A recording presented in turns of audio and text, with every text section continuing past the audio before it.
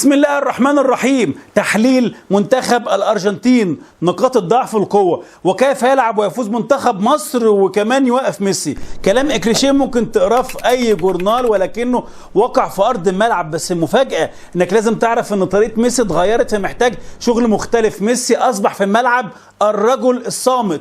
ميسي كمان أصبح رد فعل، إذا في فعل قبل رد الفعل محتاجين نتعامل معاه.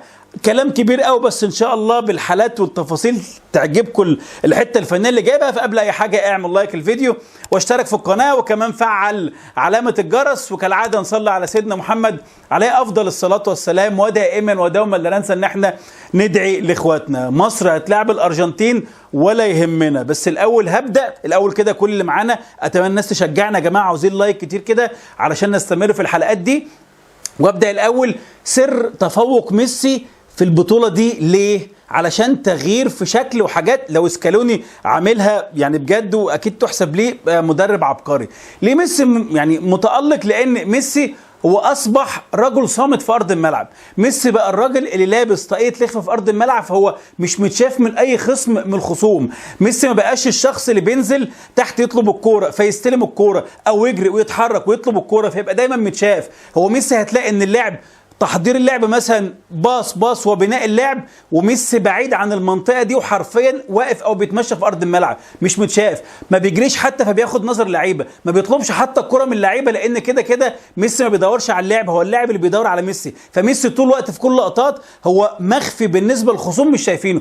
امتى ده في كل اللقطات بشكل غريب. امتى بيعرفوا ياخدوا ميسي؟ لما ميسي يستلم الكره في اخر مرحله عند منطقه الجزاء. دي اللقطه واللحظه اللي الخصوم بيتفاجئوا بميسي، بس يكون في اخر لحظه. عارف لو ميسي بيستلم من بدري او بيشتغل من بدري فممكن اعمل تاكلينج عليه، اعمل ضغط، العب بعنف، لكن انا بكتشف في اخر مرحله. يعني لو قسمنا اللعب لثلاث مراحل، ميسي تخلى عن المرحله الاولى وعلى المرحله الثانيه، وبقى بس هو اللاعب بتاع المرحله الثالثه، وده محتاج طريقه شغل مختلفه. نبص مثلا على حالتين بسرعه وبعد كده ادخلك في تفصيله اكبر. هنا مثلا ده ميسي حرفيا، بص هو ميسي بيقف او بيتمشى، ما بيجريش. فهو حتى عارف بالبلدي كده ايه، ما بيعملش عفره حواليه، ما بيعملش جهاز انذار فما حدش بيشوفه. هنا اللعب هتلاقي ان ده بيستلم الكوره فهيباصيها للاعب ده واللعب هيمشي، وكل ده ميسي خلاص بقى خارج اللعبه، مش عامل اي صوت، وعباره عن ان اللعبه اتلعب كره طوليه، اتلعب لمارتينيز، فبقى تركيز كل اللعيبه مين اللي هيباصي. مارتينيز هيستلم، ميسي فين؟ هو ميسي هنا هنا معمي بالنسبه للخصوم، مش شايفينه، ما عملش اي مظاهر تدل على انه بيشارك في اللعبه. تتلعب الكره لمارتينيز. هنا اللقطة أول لحظة منتخب الجزائر بيكتشف إن ميسي موجود، لما عمل الانطلاقة جوه منطقة الجزاء، فمارتينيز يسلمه الكرة يسجل هدف. ده بالمناسبة كان هدف واتلغى. مثلا هنا ميسي وقف في التسلل، اللعب بيتحضر وبيتبنى والناس بتتحرك، ميسي مش موجود معاهم، استخبى بين الاثنين مدافعين، بقى واحد بيلعب الكرة طولية ومولينا الباك اليمين بيقطع، ده التركيز عليه. ميسي يظهر في اللحظة الأخيرة إنه إيه، بيجري فياخد الكرة ويحطها هدف في الراس الأخضر في آخر لحظة. إذا ميسي هنا التعامل معاه ازاي؟ مش فكرة ان انا هراقبه واضغط عليه واحد على واحد، لا، ميسي ان انا احدد المكان بتاعه فين. يعني ابقى اعمل كده انا كمنتخب مصر، عامل سبوت على ميسي هو موجود فين في انهي منطقة، حتى لو كان مش مشارك في اللعبه، بحيث ما تفاجئش بيه في اللحظه الاخيره لما يستلم عند منطقه الجزاء او هو بيقطع وفي حاله حركه. وهنا التسليم مهم جدا. انا مثلا معايا ميسي او شافه مضطر اتحرك، اراقب واحد تاني، اكلم زميلي خد بالك ميسي اتحرك وانت خد بالك اتحرك، بحيث يبقى احنا قافلين هذه المناطق. نروح بقى لطريقه لعب الارجنتين، والنقطه الاهم اللي هناخد منها حته ميسي نحطها عليها. على الورق هم كانهم 4-3-3، بس الواقع طبعا هو ميسي موجود هنا كمهاجم تاني مع مارتينيز، والمادا هو الجناح الشمال، وديبول بيخش هنا كأنه جناح يمين. بس الواقع اكتر ان بيكون هنا المادا جناح وميسي من تحت، هنا تحت مارتينيز، والثلاثي وسط الملعب ده هنجيله بيعمل قصه ثانيه. فدايما منتخب الارجنتين هو منتخب بيفتح بالاثنين الباكات ميدينا ومولينا، ولكن بيلم كل الكتله في العمق ويبحث عن العمق فقط، بيجمع كله في العمق ويعمل تمريرات طوليه وناخد بالنا منها، بتعمل كتير قوي تمريرات في العمق صريحه، ويبدا كتله العمق دي مش بقى حد بيستلم ويمشي بالكره ويتحرق، هو باص من لمسه واحده، باص بيسندوا لبعض عشان تطلع في منطقه العمق وتعمل اختراقات. وهنا زي ما انت شايف هنا عندك هتلاقي ادي المدى الجناح الشمال، وادي ميسي وادي مارتينيز. هنا بقى النقطه بتكون ايه؟ الدور بتاع ميسي. ايه الدور بتاع ميسي؟ هنا بستخدم بقى ميسي في المنطقه فين البتاع اللي انا عاوزها، بان انا في واحد بيباص الكوره وواحد تاني بيستلم الكوره، وميسي في اول مرحله وثانيه مش موجود معايا. انا جمعت في العمق، فعندي مارتينيز بيستلم، وعندي المادا بيستلم، وعندي انزو بيستلم، وعندي ديبول ممكن، وعندي ماك اليستر، كله موجود في منطقه العمق. واحد بيباصي، واحد بيتحرك، ميسي خارج اللعبه. بس الثاني ده اول ما يستلم الكوره اول حاجه يعمل ايه؟ كله بيدور في ميسي، علشان هيشتغل في اخر مرحله، بيتحرك جوه منطقه الجزاء في اللحظه اللي الخصم اول مره يعرف ان ميسي هنا ومش عارف ان ميسي موجود انه ما شاركش مع اللعبه، يستلم ميسي يدخل يعمل تصويبه. فين هما بيستخدموا ميسي بيقول لك في اخر مرحله في اللعب. باص اللعبه دي متكرره 500 مره، الفولدر ده جاب كذا لقطه، عندي بره كم لقطات سواء بميسي او غير ميسي، هي نفس اللعبه. باص في العمق مباشره، واحد بيسند الكره لحد جاي بيتحرك. وهنا بيبقى اهم دور لميسي. انا ما استخدمتش ميسي انه يباصي من ورا، صعبه دلوقتي، او ما استخدمش ان هو يباصي بظهره، بس هو بقى الراجل اللي بيتحرك في اخر حته. عشان كده بقول هي عبقريه من سكالوني الصراحه انه يعمل التكييف ده مناسب جدا لميسي بظروفه وامكانياته. تاني شوف هنا ده بيمر في وسط الملعب، مارتينيز بيستلم، المادا ميسي، شوف تجميعة العمق. هنا ميسي خارج اللعبه، ده بيمرر وده المارتينيز. تركيز الراس الاخضر هنا على اللعبه اللي بتتم. ميسي في حاله حتى واقف، لا بيتحرك ولا بيجري، فما بيشدش حد معاه ولا حتى بيشاور ولا بينده، حتى تلعب لمارتينيز يسند الكره لميسي اللي متحرك في اللحظه الراس الاخضر مش واخد باله، ينطلق ميسي جوه منطقه الجزاء وياخد الكره ويسددها والحارس يصدها. قال لا ده نفس النمط. منتخب الجزائر اللعبه اللي كنا لسه جايبينها في الاول، لعبه طوليه مارتينيز في العمق وميسي مش مشارك في اللعبه عشان يستلم مارتينيز، فسند يستلم سند على طول لميسي المنطلق جوه منطقه الجزاء في حاله حركه في اخر مرحله في اللعب ومنتخب الجزائر مش شايفه فيسجل هدف. ده كان اتلغى. الراس الاخضر لعبه هنا حتى تلاقي لعيبه الراس الاخضر اتنين بيشاوروا ايه، يقول لك المادا خد بالك منه شاور عليه، وميسي كمان مش قال لهم يا جماعه في راجل فاضي شاور عليه. كل التركيز مع المادا، وميسي هنا هو واقف متخفي. فممكن تقول هو ميسي في المنطقه دي، هو هيشتغل ميسي في المنطقه دي يعني ايه؟ واقف بين المدافعين مالوش شغل، وفي واحد بيتحرك فاحنا مركزين معاه، وفي واحد هيلعب كره طوليه مركزين معاه، وفي هنا مولينا الباك يمين قاطع مركزين معاه. بس ميسي بيتحضر لاخر مرحله، فتتلعب الكره الطوليه، مولينا اتحرك يقطع يعمل ايه؟ يسندها لميسي سنده، نفس التحرك، نمط ثابت ضربوا بيها كل الفرق بنفس الطريقه اللي اتفاجئت بميسي. وده سبب طبعا هنا خدوا الكوره كان ممكن يسجلها بمنتهى البساطه. فدي نقطه مهمه. عرفنا القصه. طيب نقفل القصه دي ازاي؟ اظن عرفنا ان منطقه العمق دي هي اهم منطقه عند منتخب الارجنتين.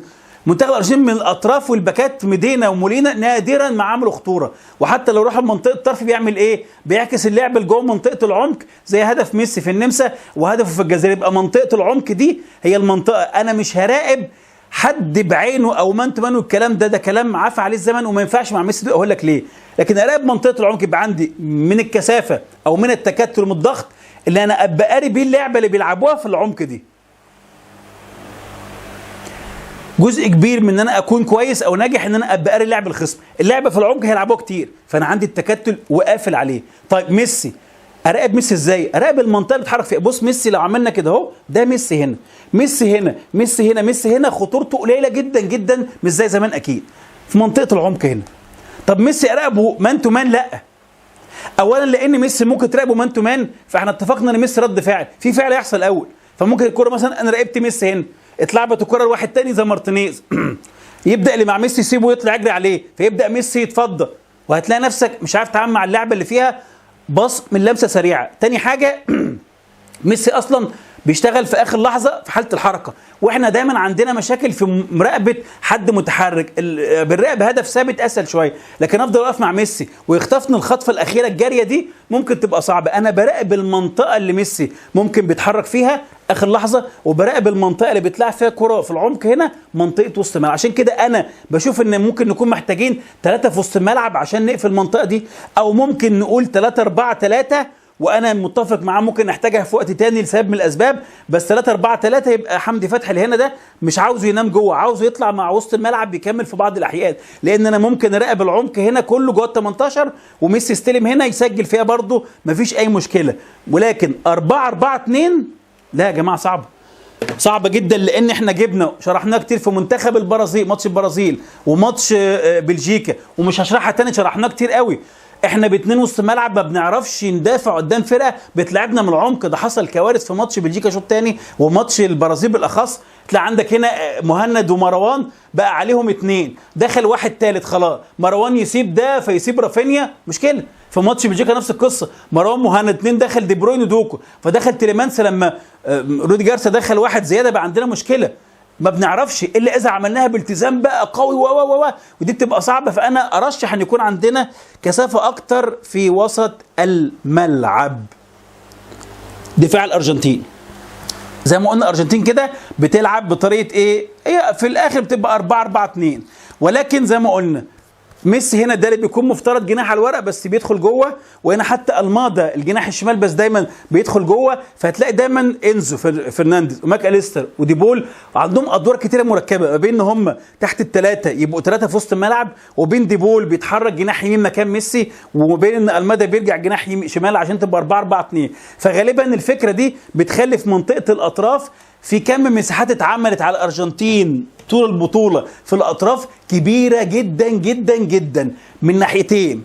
اول ناحيه بالاخص الجبهه اللي عند ميدينا الباك الشمال والمادا اكتر جبهه تم اختراقها في منتخب الارجنتين، وعشان كده عاوزين نستغلها حتى من ناحيه المساحات ومن ناحيه ميدينا نفسه كباك شمال، وناحيه حتى المادا باداء ادواره الدفاعيه. هنا مثلا عندك شوف منتخب مثلا، ودايما عشان كمان الارجنتين هو منتخب دايما الدفاع في العمق وسط كله في العمق، فالاطراف دايما مساحات فاضيه كتير، تلاقي اغلب اللقطات الخطيره كلها كانت في منطقه الاطراف. هنا مثلا المادا ده الجناح الشمال، وشوف الرباعي بتاع الدفاع ضم لجوه، مساحات غير طبيعيه، تلعب الكره طايره، لعب الراس الاخضر، كم مساحات، يروح في موقف 1-على-1 مع ميدينا ويرفع عرضيه جت للراجل جوه منطقه الجزاء، الراس الاخضر استلمت كره كتيره جوه منطقه الجزاء.